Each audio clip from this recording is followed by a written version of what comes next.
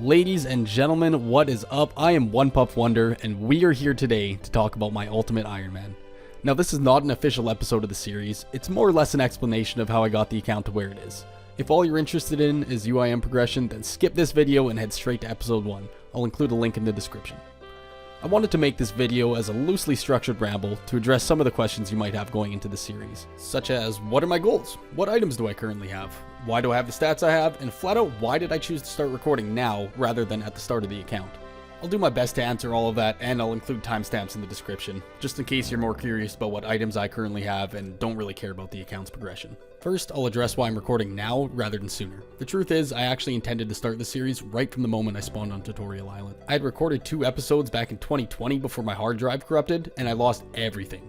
The only thing I have left of that series is an unlisted YouTube video of episode 2 with a Camtasia watermark over it. It's kinda hilarious. So after I lost those episodes, even if I had the motivation to record, I was just kind of in a weird spot to start in episode 1, so I decided to put the project on hold till I thought it was in a good spot to pick it back up again. Well, here we are. Roughly 2 years later, I finally feel like we've gotten most of the tedious, early game grinds I've seen 100 times out of the way. We are finally at a point now where we can dive into the more unique and exciting moments without having to worry about spending hundreds of hours planting seeds or running on rooftops. The main goal for this account is to unlock my dream gear for range, mage, and melee. As of the time of recording this, which is November 9th, 2022, for range, that would be full Missouri with a twisted bow and Zere Van braces. I don't think I'll be counting Pegasian boots as a necessity since they're such a marginal upgrade. I might go for a ZCB, but I sure as shit will not be going for the twisted buckler to accompany it. As for mage gear, that would be the full ancestral robe set as well as a tunic and shadow. I'd love a Sanguinesti staff on the way to shadow, but I wouldn't consider it my final goal. Also, ancestral robes are storable in the POH, so that's a massive bonus. Lastly, for melee, I'd like to go for full Torva with an Infernal Cape, Primordial Boots, Ferocious Gloves, and a Scythe. I do want to get Fang and Avernic as well, but the Scythe is just the endgame goal. And I'll say right off the hop that my PVM knowledge is quite limited. I guarantee that will become quite apparent throughout the series.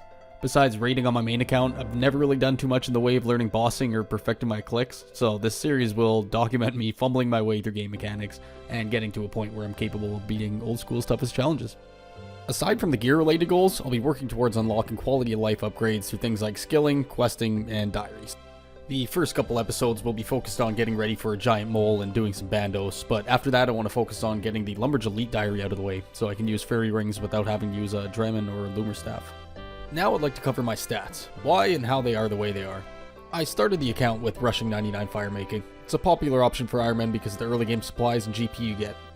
And I chose to do it all by doing Wintertodd solo.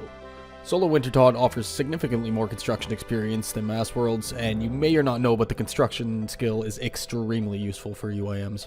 A player-owned house has so many teleport options, handy item spawns like hammers, chisels, spades, and allows you to store hundreds of items via the costume room. After I finished up firemaking, I had somewhere around 72 construction, which was more than enough for a decent early game house. I then set my sights on 99 thieving.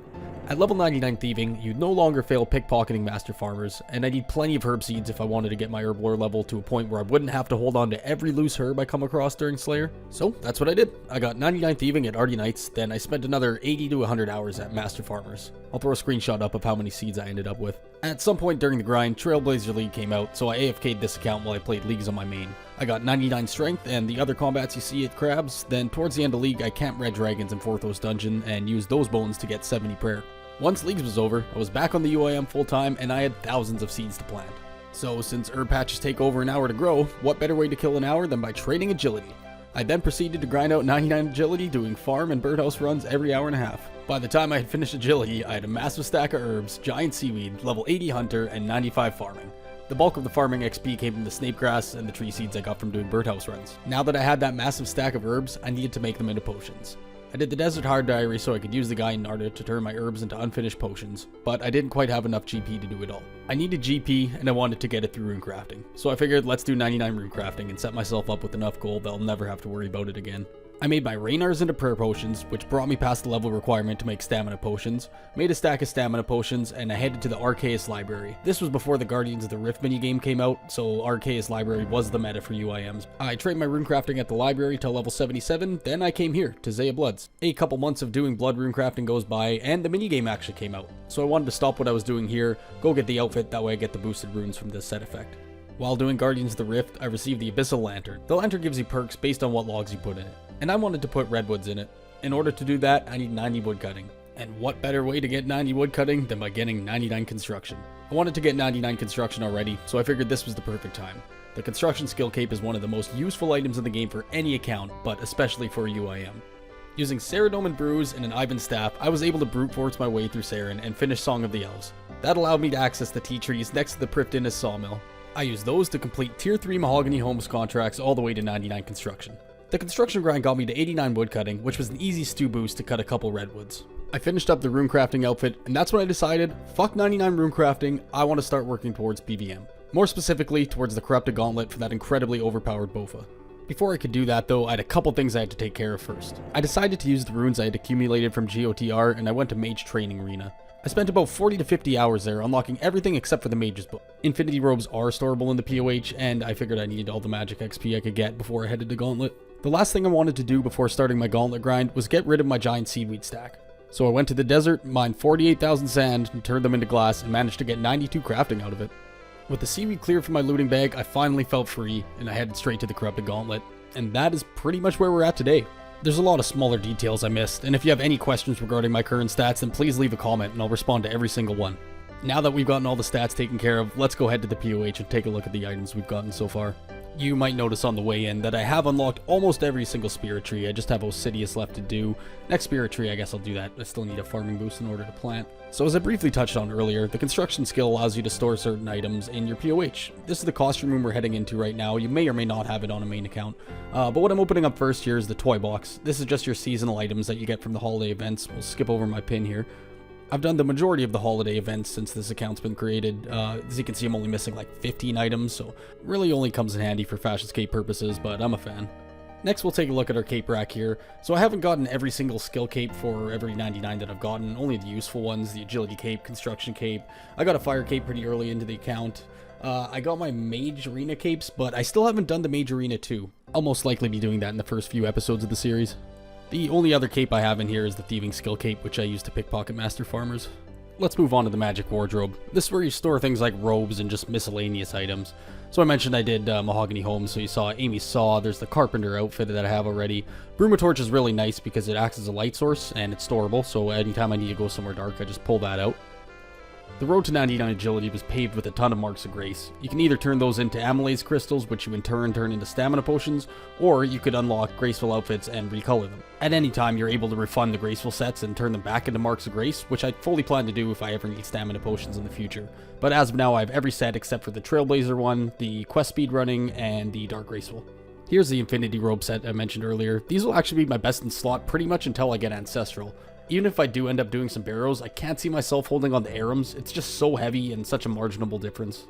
Besides the Infinity, there's not really a whole lot to mention. I do have a Mystic set in here, which is kind of outdated at this point, as well as the Pyromancer outfit and Warm Gloves, but that pretty much does it for the Magic Wardrobe.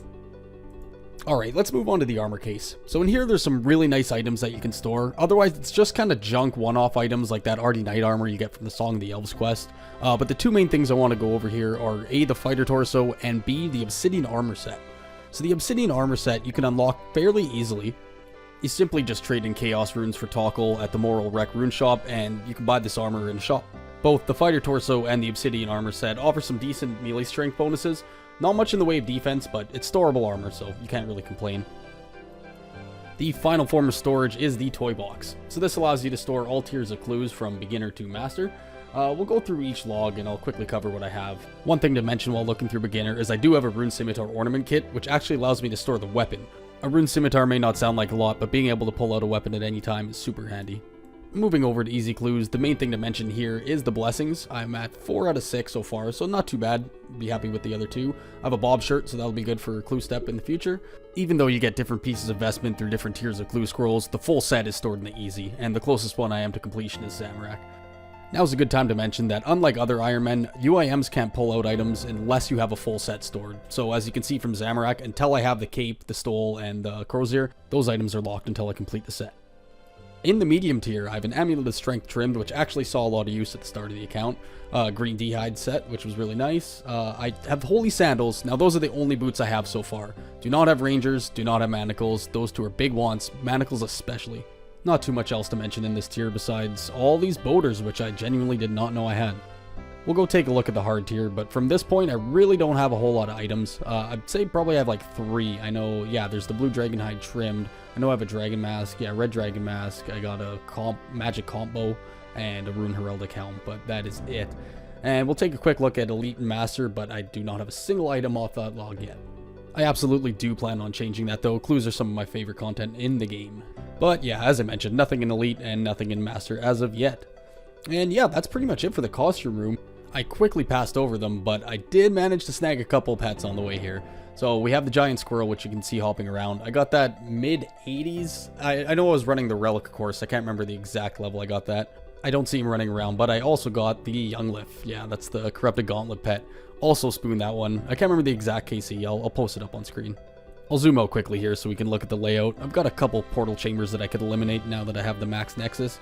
I also have the crafting room you can see right next to it. That's where I get things like hammers and chisels and tinder boxes and that sort of stuff. We'll take a quick look through the portal nexus. I don't really have it maxed out just yet. I have a lot of the essentials, but my magic level was pretty low when I built it, so I don't have a lot of like the stuff like Catherby. I don't have a Barrows teleport in there yet, which I fully plan to do. If you want to pause, you can take a look at it anytime. And that is pretty much all I have to say about my POH. Again, any questions, shoot me a comment. Let's take a trip now to the Farming Guild, as that is where I've stored the bulk of my items. Ultimate Ironmen are restricted to what's in their inventory. However, as I've shown you, there are alternative methods to store it. You can keep your items in a costume room, in a looting bag, in a stash unit, or you can use boss death storage. When your character dies in certain instanced areas, rather than delete your items, it stores them in things called death storage. Earlier, I purposefully died to Spori so I could keep my items here and clear space in my inventory. So let's talk to our main man Arno here and see what he's been holding on to for us. Alright, so our current inventory value is roughly 427 mil. The majority of that does come from the potions, some of which comes from the enhanced seed, but the majority from the potions, yeah. Let's go over the major items. So we have 6 armor seeds. I will be turning that into the full crystal armor, the enhanced weapon seed, which I will be turning into a Bofa as soon as I have the smithing requirement. That'll be episode 1 stuff. I do have a lot of leftover supplies from the gauntlet. That's all the arrows you see, the runes, the gems, and the battle staves. I'll be alching those and cutting the emeralds right away, but I'll be holding on to the rubies, the sapphires, and the diamonds for now. I want to use the rubies and the diamonds for when I do Dragon Slayer 2 and grind Vorkath for my assembler. As for the sapphires, I want to save those and put them in a Ring of Suffering. The UIM method for collecting gems seems like ass, so I figure I save myself the trouble while I have the bag space. The 31 mil you see here is the bulk of the GP I have on the account. I have 3 mil stashed in the house and roughly another 3 mil stored in Ferox Enclave. Immediately after I had finished Gauntlet, I took the Chaos runes I got from there to Moral Wreck, traded them for Talkle, and bought an uncut Onyx, made this Fury. I'll be selling the remaining Chaos runes, the Law runes, the Nature runes, Cosmic runes, all just for GP to clear space. The Tome of Fire is the longest lasting item on my account actually, and I will be dropping that eventually. It just really hasn't become a burden at this point yet, so I'm still holding on to it. The Pharaoh Scepter I got just before going into the Gauntlet with the intention of turning it into an Occult Altar. Again, that's another thing I'll be doing during the first episode. Alright, so let's take a look at the potion stacks. So keep in mind these are in 1 doses, so if you were to turn them into full 4 dose, you'd have just under 10k prayer potions, 2.7 thousand staminas, 5.1k attacks, 1.5k super restores. That's 750 dwarf weed potions. I still have yet to turn those into ranging pots. 1.2k super defense and 2k super strengths. Now it's debatable whether those last 2 are worth it to hold on to for UIM, but I do plan on turning them into super combat potions when I hit 90 Herblore, and I'm really not far off that level. This snake grass here is just left over from my farming grind, probably be one of the first things I drop, and the super anti-fires I will hold on to till Dragon Slayer 2 and Vorkath. These sharks are the only food I have on the account, so cooking and fishing will be on the menu pretty soon. Barley seeds I'm going to drop. Now, we look at this toadflax seeds. Those are the only things I have left over from my initial Master Farmer grind. I'll be planting those while we kill Mole. Now that we have full crystal, the Bandos D'hide body really isn't as important, but I'll still hold on to it for now, because I'm sure I'll get lots of use out of it. Black Mask, not imbued yet. We'll head to Nightmare Zone eventually once we start Range Slayer. So this Bandos Cloak, you can actually pair this with Bandos Godsword and a Bandos Plate body that you get from Hard Clues, and they make a stash, so it's an awesome way to store Bandos Godsword. And this Dragon Scimitar down here is our best in slot melee weapon currently. I was really hoping to get a second enhanced seed before I got all my crystal armor, but the dream is dead. Blade would have been sweet, but I guess we'll have to wait for either a Fang or a Whip, whatever comes first. And lastly, we have the watermelon seeds, so those I'll be planting for compost while I'm planting my toadflax seeds. But yeah, that pretty much covers everything I wanted to go over. If you do have any more questions, like I said, please feel free to leave a comment and I'll happily get back to every single one of those. If you made it this far into the video, I'd like to give you a huge thank you. I didn't really expect this to turn into a 15-minute long ramble, but here we are. I don't have much in the way of experience when it comes to recording or editing videos, so I hope you can stick around and we'll figure this out together. With that being said, I'd like to wrap this video up, so big thanks again to everybody who stuck around, and hopefully we'll be seeing you in episode 1 of No Bank, No Problem.